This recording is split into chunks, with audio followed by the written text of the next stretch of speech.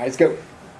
Hi, I'm Scott with Michigan Pool News, and I'm with Dr. Stan Pickens with AccuTab. Doctor, tell us a little bit about yourself.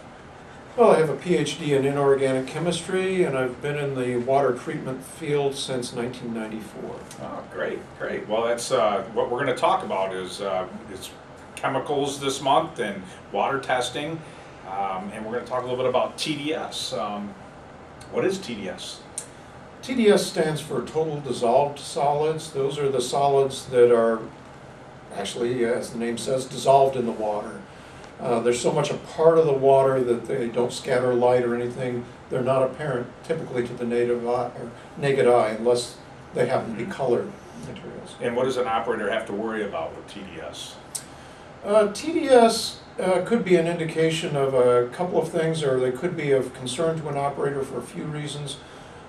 First of all, if the operator is regularly calculating the water balance, the Langmuir saturation index, one of the components that the operator needs to take into account is the TDS, or the ionic strength of the water.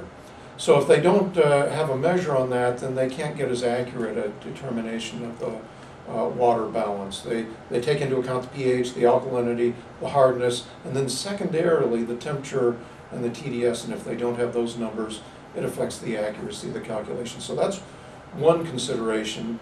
Secondly, some components of the TDS may contribute to corrosiveness to metal surfaces in the heater or in stainless steel components in the pool. And so it can be desirable to monitor TDS and not let it get too high because of possible issues with corrosivity. And then thirdly, and the main reason, is that TDS can serve as an indirect indicator of deeper, potentially sanitary considerations with the pool, or health issues with the water. There could be an accumulation of bather waste, or of microbial waste, or biological waste of some sort accumulating in the water. There could be disinfection byproducts that are accumulating in the water. These products could be irritating, in some cases even carcinogenic. And so you don't want them to accumulate to really high levels. And often you can't measure these disinfection byproducts very precisely, or very easily, with the equipment that a pool operator has. So an indirect indicator can be useful. The TDS serves as an indirect indication that stuff has been accumulating in the water. If these measurable dissolved solids have been accumulating, probably there's been an accumulation of disinfection byproducts, bather waste, and things like that. How does an operator check for that accumulation? How do they test for it? Typically, what they use is a conductivity meter.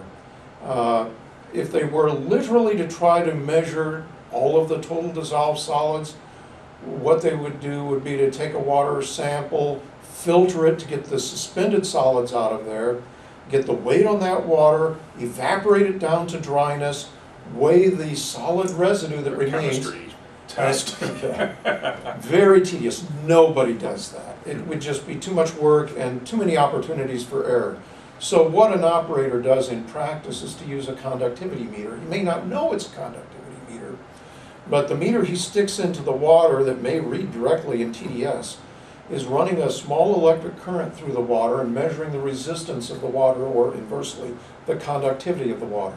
The more dissolved ionic solids there are in the water, the higher the conductivity, and so the higher the reading on the meter. And that will generally be proportional to the actual TDS level. How often should he do that? It sounds like this takes time.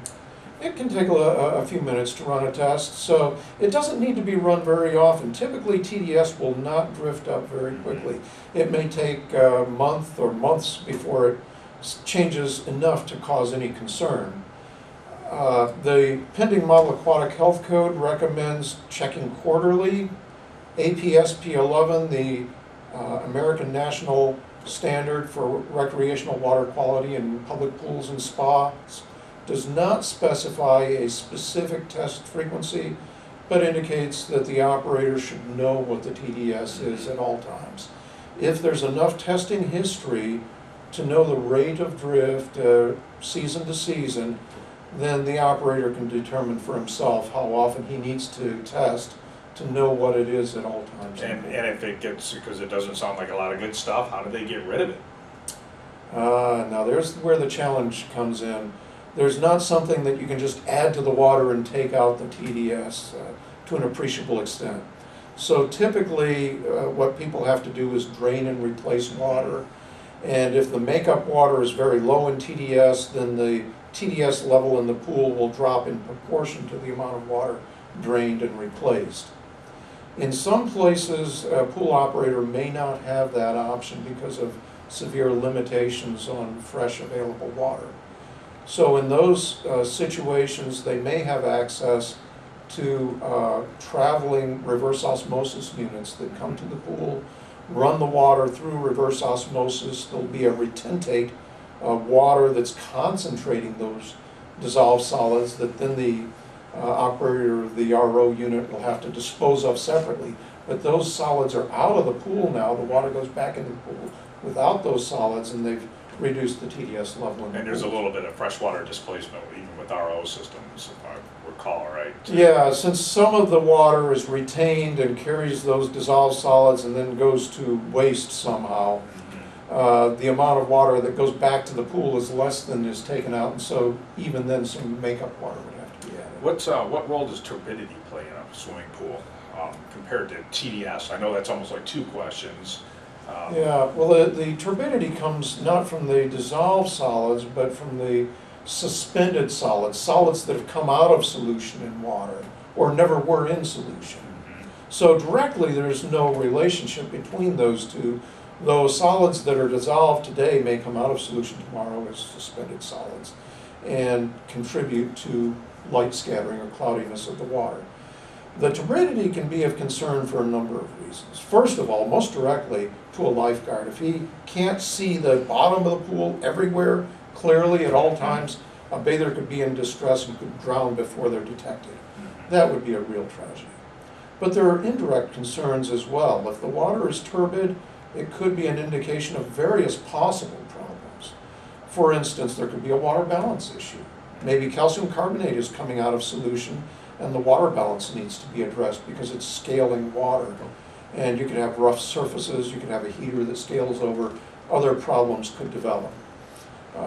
It could be that that fine suspended matter that's clouding the pool water is the beginning of an algae growth, an incipient algae bloom.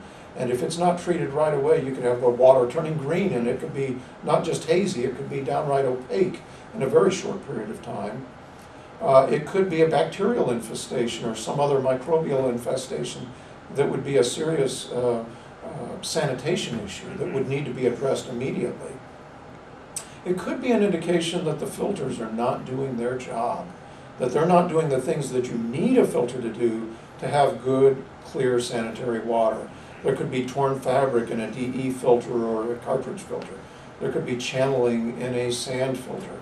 But somehow the filter may not be doing its job, and solids that you don't take out of the pool and get rid of in a backwash or a cleaning cycle, those are solids that you got to deal with in the pool, and maybe your chlorine demand goes up because of that. Is there a way to measure turbidity? Or is that an eyesight thing? Or there are various ways of measuring turbidity. Some of them are fairly direct, just how much cloudiness is there in the water. One common rough qualitative indication is to just take a look through the pool water. Can you see the main drain, the floor drain, with crystal clarity, see every line on it? If you can, chances are the clarity's good enough for at least for the lifeguarding. It's not a very quantitative measure.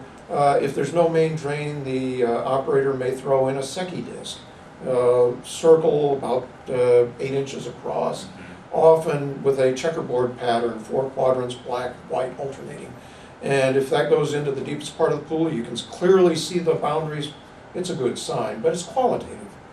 If you want a more quantitative indication, there are a few methods that are available. One is a loss of optical transmittance, or light not transmitting through the water well. There are portable test meters that commonly can test turbidity sort of indirectly that way, and the reason I say indirectly is there's more than one contributor to a loss of transmittance through the water. One is turbidity, but color in the water could also contribute. So these transmittance methods are somewhat indirect. A more direct method is a nephelometer. And that's a meter in which light shines in from one direction, and then light is detected scattering out at right angles to that. Those measure true turbidity of the water and can give very precise readings of the turbidity, the actual cloudiness. They don't respond so much to the absorption by colored impurities, but they give a strong reading to any scattering of light by turbidity due to particles suspended in the water. Yeah, but more than likely it's a growth issue or filtration issue if they've got severe Yeah, turbidity. there are various possible causes, as we said, and chances are it's something that really needs to be addressed. Ah. Well, thanks for doing this for Michigan Pool News. I appreciate it, Stan. It's great. It's always good to see you.